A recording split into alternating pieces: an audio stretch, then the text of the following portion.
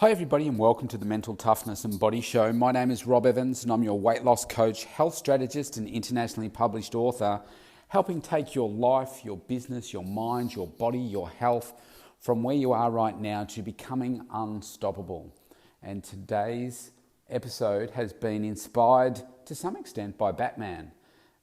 Just recently on TV here we had The Dark Knight Rises, and it got me thinking about darkness. And the title of this podcast is The Darkness is Exactly What You Needed. And you could substitute the word darkness for pain. But essentially, we have those periods of time in our life where we go through a dark spot, a painful spot, and it causes us immense pain. We don't know necessarily why it's there, but we get to those places, and I've got a couple of those that I could refer to today. But let's address the first issue. When you feel like that, what does it mean? What is that darkness? What is that pain? What does that mean to you? Often it's around things like money, finances. Financial issues are probably one big trigger points that do stress me. I'm a very calm dude, but if there's financial stresses, then that does put some pressure on me. So that is, I know, one for many people. I know it's the bane of many people's existence.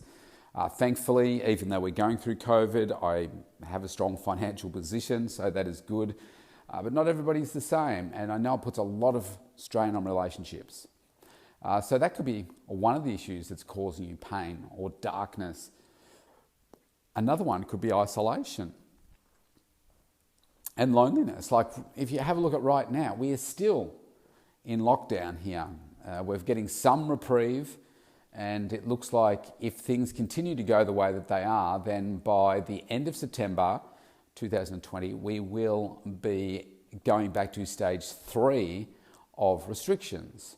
But right now we still have a curfew in place in metropolitan Melbourne. We're still locked down. We can still only travel 5 kilometres, all that kind of stuff.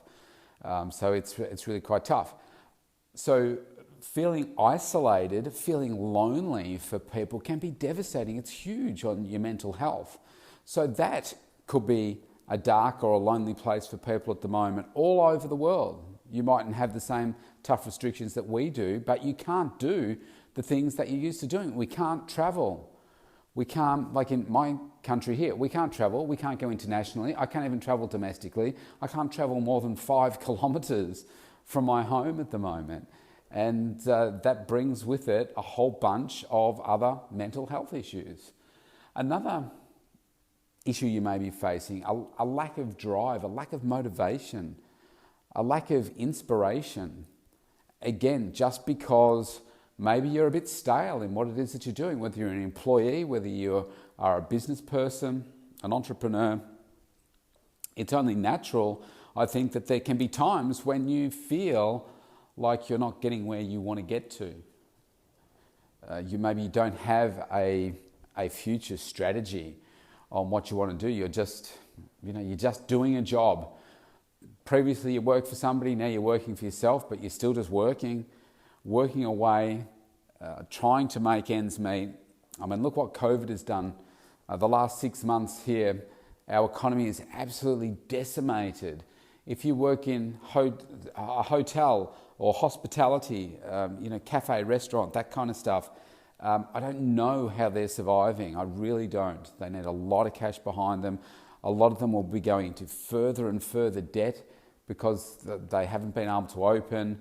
The takeaway food thing is not really helping many of them, and it's not set up to do that. So really, really tough. I look at the big gyms, fitness centres. Again, I don't know how they're surviving because most of them have lost 90 to 100% of their income because they're not doing, streamed classes or stream PT or anything like that. They need big volumes of people in there. So really, really, really tough. So that can be just so dark for people. It's their livelihoods. I mean, they're not allowed to uh, potentially do what they were doing before. And yes, there are a lot of people that can still do what they did before, they just do it differently. Like for me, I do it differently to the way that I was before, and it's created opportunities for me. But not everybody is in that situation, or maybe there is opportunity there, but you don't see it. And that is a dark spot for you. That is painful. You just don't know how to get out of this place. Another one could be your health. I mean, look around the world. In my country here, I guarantee you, if they did another census, which they do every 4 years here, I'm not sure when the next one is, it's a while off still, I think. If they did one at the end of COVID, I guarantee you that overweight and obesity rates for Australia would go up, because the last 6 months, so many people have just been out of control with their food. They're moving less, they're eating more, or they're certainly eating more high-calorie food, so they're getting a worse outcome for their health. So it'll be going up. Now, most of the country, apart from my state here, is open. Some are just back to normal, so gyms are open, they can go and do all those things that they were doing before. They can go and have meals with people and entertain and all that kind of stuff. But in my state here, we can't do that. I'm fortunate that I obviously have my own facility and I can do whatever I like, whenever I like, but not everybody's in that situation. But you've still got to have the drive to get in here and do it. So people's health is often the last one on the list. People don't think about their health as being so important, and whether that's exercise, well, there's two things. There's the physical health, the way that you look. So let's just say that you may not look overweight, but you may be unhealthy. On the inside, your blood work and all that kind of stuff. You may have heart disease, have high cholesterol, cancers, all that kind of stuff. So it's an optimization process of your inner health, as well as making sure that you're taking care of your body, strengthening your muscles, making sure that you're as lean as you can be, and enjoying the process, having a lot of fun in the process. Otherwise, it just won't be sustainable for you. And so one of the other things that I'm seeing now that's affecting more people, particularly in my state, from a mental health perspective, is just what I outlined before. We're now having an issue where we are seeing what the rest of Australia is doing, and to some extent what the rest of the world is doing. But if we just localise it for now, we're seeing people that can effectively lead their normal life, but we can't. We're stuck in our homes. We have to work from home. We have to have all those restrictions that I mentioned. And when you know that there are other parts of the country or world that can do what you can't do, guess what? You want it. The grass is greener on the other side, isn't it? So when you can't have it, you just want it even more. And that can just cause you more pain, more darkness. I heard an interesting, I can't give you the number because I don't know it accurately, but this was somebody that works in the construction industry, and it was a client of mine saying that so many Victorian builders are leaving the state and going either north up to Brisbane, Queensland, up that area, or west over to Perth, because those economies are going to take off. There's a lot of demand there. We could be shut down for God knows how long. So that's what they're doing, because they're just fed up with here. So darkness comes in many, many different forms, many forms. Then I think what you need to be doing is asking yourself the question, why are we in this spot? Why do we have the pain? So we've identified what it means, I guess, what it is to us out of all those things I just listed. Now, the question is why? Why is it there? And this is where the gold is. I find the question of asking yourself why is really powerful. And I think if you've got this feeling over you that is making you feel like you're in pain, you're in this dark place, then it's nature's way of telling you that there is something wrong with your mind, something wrong in your mind that is causing you to feel this way. So therefore, it's nature's way of saying, we need to change something. You need to change something. And often it can be just a change in thinking, can't it? Because if you are feeling isolated and lonely, to some extent that can be just in your mind, because you can have a slight twist of that and feel completely loved and completely together with so many different people if you want to. So it can be just a slight shift, but it's nature's way of slapping you in the face and saying, I know you don't like this. I know it's making you feel uncomfortable. And I know you want a better outcome for yourself. So that's why I'm showing up this way. And yes, I'm showing up in a way that you don't like it. But like I say, that's the slap in the face to say, you got to change, buddy. Let's say it's your health, for instance. You have a heart attack. That's nature's way of whacking you in the face and saying, I haven't killed you, but I am giving you a huge wake-up call to say, you got to start taking better care of yourself. You got to start looking after yourself, because I've just almost taken your life here. This is a wake-up call to pull your finger out and start eating better, start exercising, start doing all those things that you need to look after yourself, to get out of this painful spot and get to an amazing spot. Because from pain to joy can often be just that slight shift. Just a slight shift. Think about it in terms of maybe air travel. Let's just say that we're going from Australia to Los Angeles in a plane. But let's say that from when we start to leave, every hour of the trip, we're out by 1 degree. Just 1 degree, just 1 degree. You think, well, 1 degree is not going to make a difference. But over the course of that whole trip, that's about 16 degrees. So all of a sudden, we're not landing in Los Angeles, we're landing in who knows where. Maybe we're landing in New York. Maybe we're not even hitting the US. Who knows? But that little change can have a massive difference to your end outcome. So often what we do is we distract ourselves from these dark things, the painful things, because addressing what the issue is really tough for some of us. And if you're not used to making changes, you just try and avoid it. Let's look at a relationship, for instance. Let's just say that the real pain in your relationship, it's causing you so much distress that it's having an impact on all areas of your life. I mean, that's what relationships do, intimate relationships. They just impact every area of your life. Now, the easy thing to do is what? Was leave the relationship. You just leave it and say, I'm done with it, and then you move on.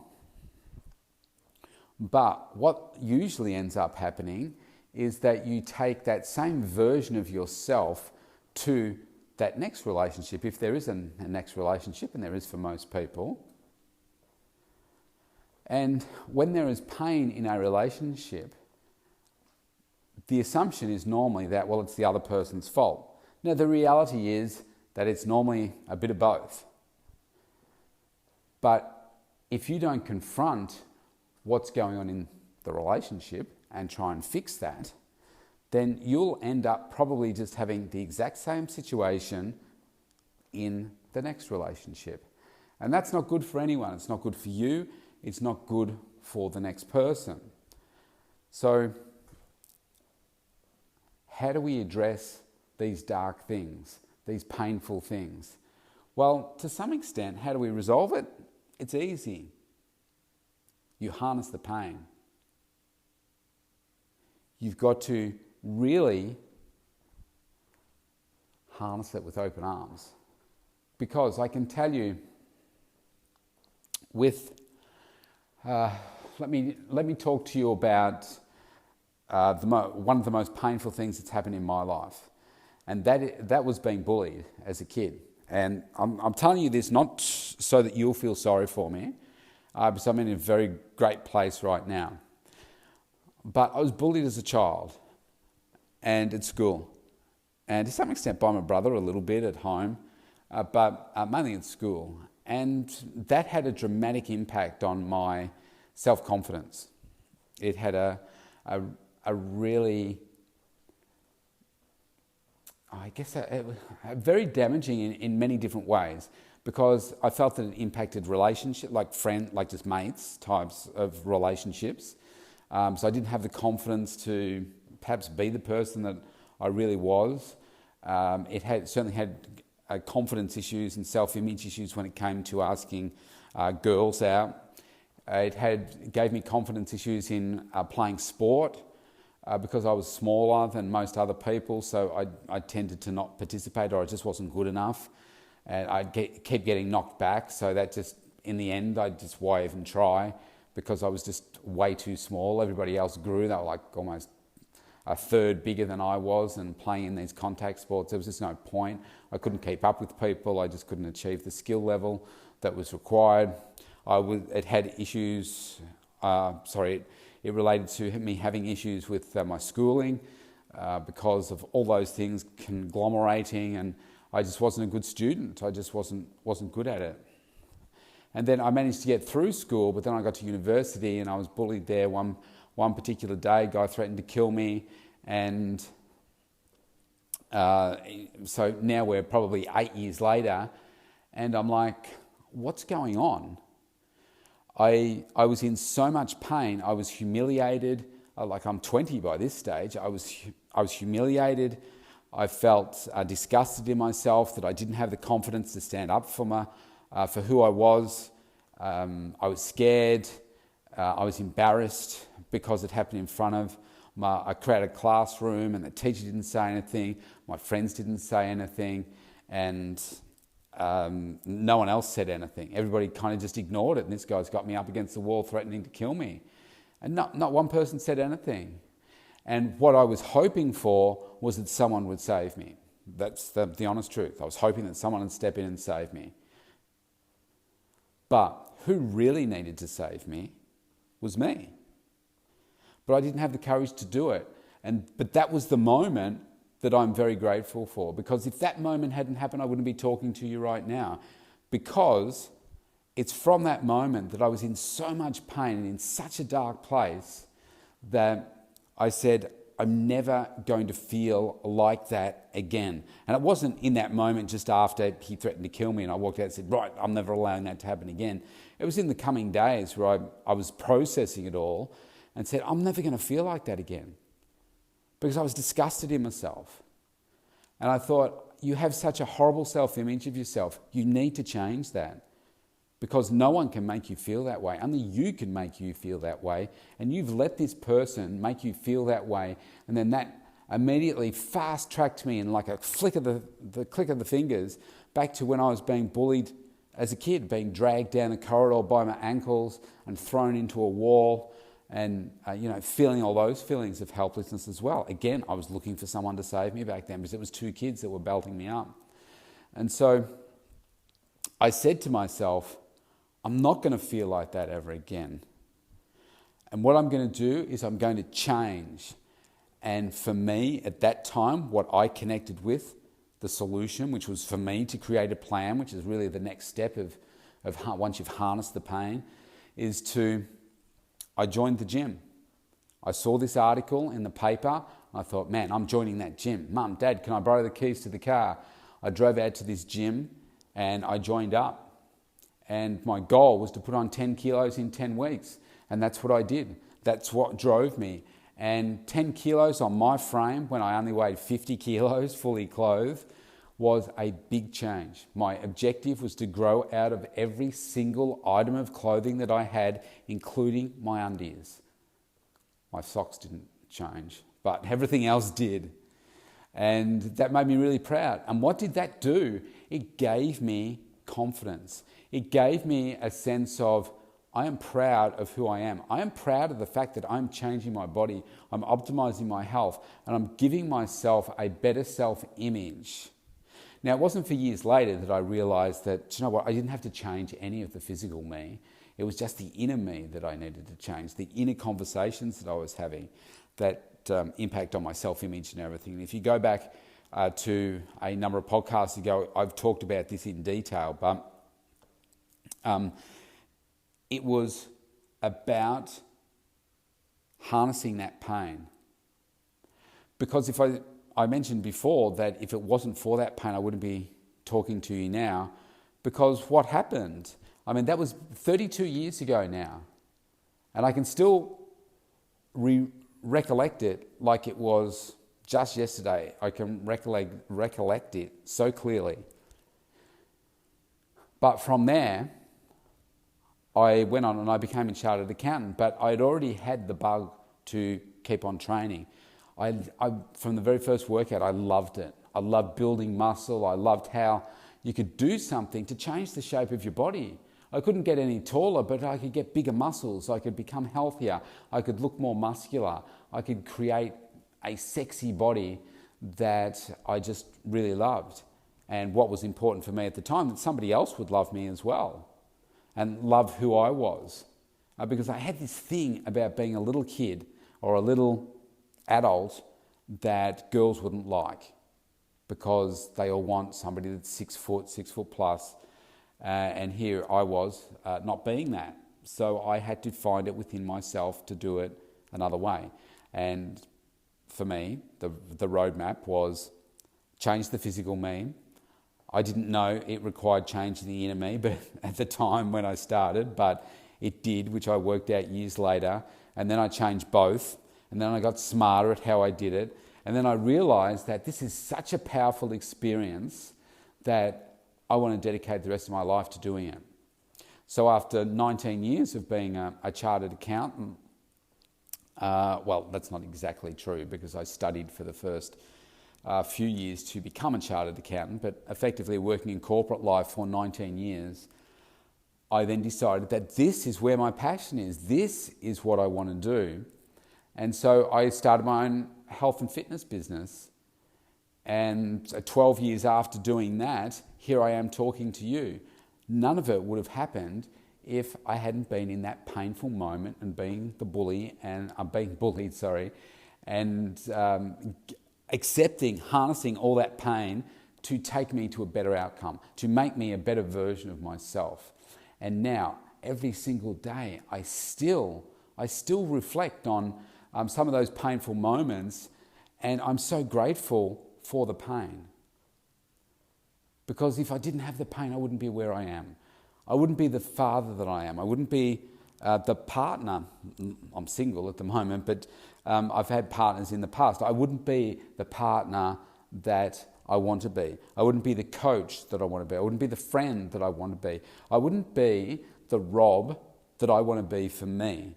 So having those positive self-talk messages to myself, inspiring myself to aspire to be a greater version of myself, all because of the pain. So what I did was, if we break that down, I harnessed the pain. I said, give me more pain, because I'm going to use this to my advantage. And if I look at other things that have happened in my life, same thing. The most painful moments in my life have caused me to make a dramatic change, a dramatic shift in what it was that I was doing. It really is like a massive slap in the face to tell you what you're doing is not right for you right now. What the path that you are on is destined for failure. And this feeling that you have right now is your mindset, every fiber, your heart, your mind, your soul, telling you that you need to make a change. So now it's up to you to have the courage to change. Because if you keep going down the same path, you're going to get nothing but more of the same. And because of who you are, and because of the fact that you're listening to this right now, you know that that's not in your makeup to be like that. So making that mind shift, making that change, harnessing that pain is what is really important for you to make that next step. Because from there, you're going to make a plan. You're going to create a plan for, how do I get out of this crap? How do I make a difference in my life? Because I'm so sick and tired of feeling sick and tired. Maybe it's your health again. Maybe it's your finances. Maybe it's your career. Like, I found that with my job, I was going through about every 4 years, I would feel like I needed a change in my role because I was becoming stale. Now, if I reflect back now, the reality was that I just wasn't completely happy doing the type of office work, etc., that I was doing. I needed to be more hands-on like I'm doing now, coaching people, making a difference in people's lives. And even though I was doing coaching through the various roles that I did, I was helping people achieve better financial income, financial outcomes. One of the businesses we worked on, we saved them, I think it was a cumulative $110 million. But the very first client I had, I lost him, well, I didn't lose him, I helped guide him to losing, I think it was 9 kilos in 6.5 weeks, my very first client, and it completely changed his life. His confidence, the way he performed at work, the way he felt about himself, and it was remarkable. And that to me was worth way more than $110 million. It felt way better than helping some huge corporation save $110 million, which would be like, yeah, okay, whatever they think. But for him, it changed his life, completely changed his life, and lengthened his life too. So it's so crucial that you take on this pain, create your plan to get out of where you are. For me, it was, in the example I gave you, was going to the gym. I created the plan. It's like, this article has inspired me. I am going to put on 10 kilos in 10 weeks. That will be me in that article next time they write an article. And I'm going to achieve that because I know what it means to me. And so that's what I did. I went out to the gym and joined, and I got a plan from the coach, which is the next step. Get coaching. That's your fastest way to get from where you are to where you want to be. You're in that much pain, you need someone to help you. Now, how could I have done it myself? I could have read magazines, I could have maybe hired some workout videos and that kind of stuff, maybe tried to learn about nutrition, but not really knowing that nutrition was such a fundamental part of it, even when I started. And I would have been going nowhere. But because I got what are the chances of this? You know, me going to the best gym I came from a town called Bendigo in a regional area. At the time, it would have had about 70,000 people maybe in the area. There was only a handful of gyms. But what were the chances of me reading that particular article on that day? It was like an editorial. Be from that gym, me picking it up in the newspaper on just that particular day, me then being inspired by that to drive out to that gym, join that gym, and discover later that that was the best gym in Bendigo and these were the most knowledgeable people around. I mean, it was a gym sort of run out of the back of his home, out of an old shed and stuff. But what are the chances of that? It was just, you could say, well, it's fate, it's meant to be. Maybe. But if those things hadn't have happened, I wouldn't have got the coaching, I wouldn't have had the programs put down, I wouldn't have understood food, I wouldn't have changed my body, and perhaps I would have given up. And maybe I wouldn't be here right now because I didn't have the tools at the right time. I was lucky that I got the right coach. If I did that in today's environment, you walk into a gym, all you do is you get access. That's it. You just get access. You don't get the owner going around doing a workout with you, being a professional bodybuilder, or this guy held world records in powerlifting and everything. He walked me through my first workout, and I would then meet with him about once every 8 weeks, and he'd give me a new program. We'd talk through, he'd encourage me, all that kind of stuff. It was a massive inspiration to me. And you just wouldn't get that right now. So not if you just walked into a gym. That's why you need to get a coach.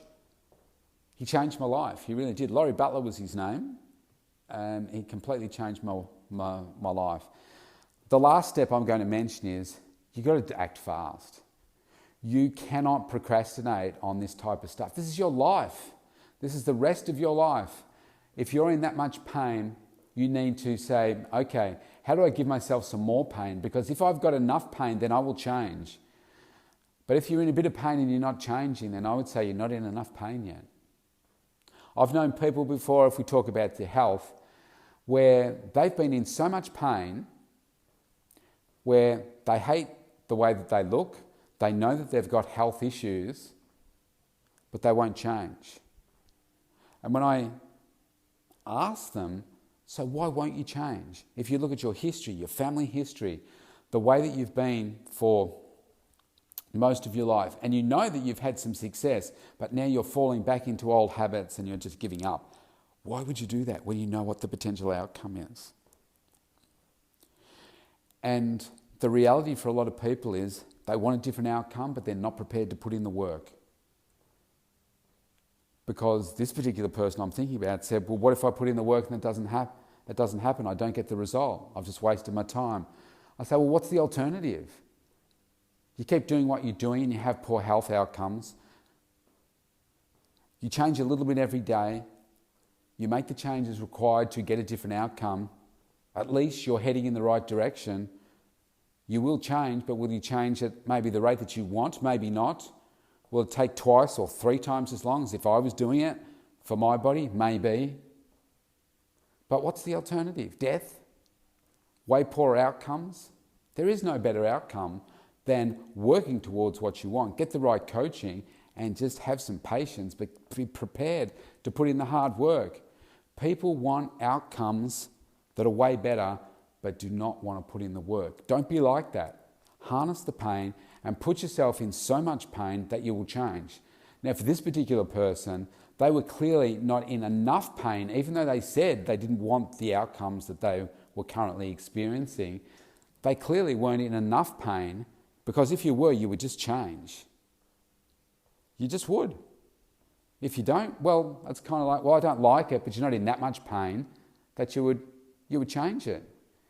If your child's life depended on it, you would change something to make it happen.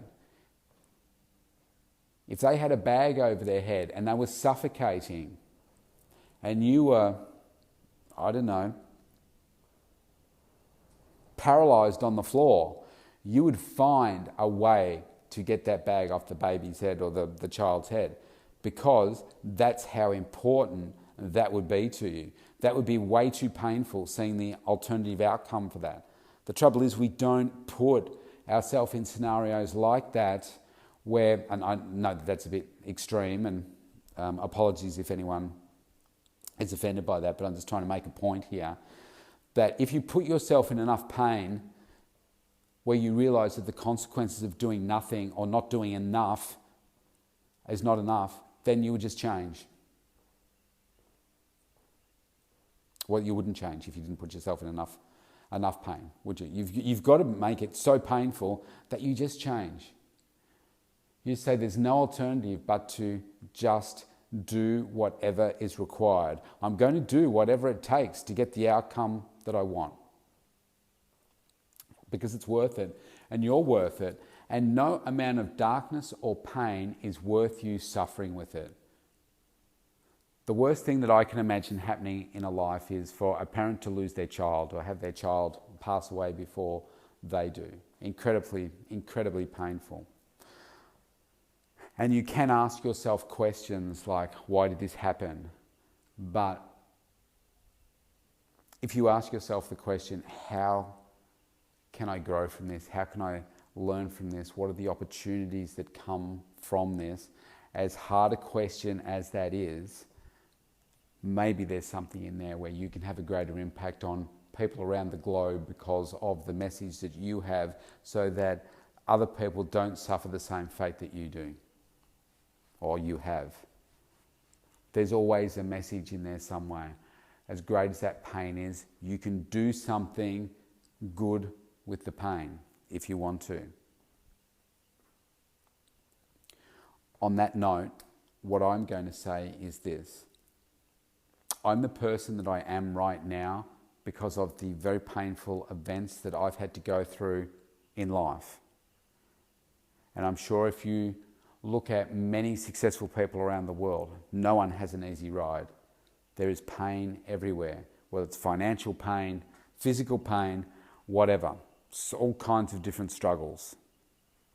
You look at something like Disneyland and you read more about Walt Disney and what he went through to create Disneyland and the different, Disneyland theme parks. Some of the happiest, greatest establishments on the globe, yet it came out of so much pain for him.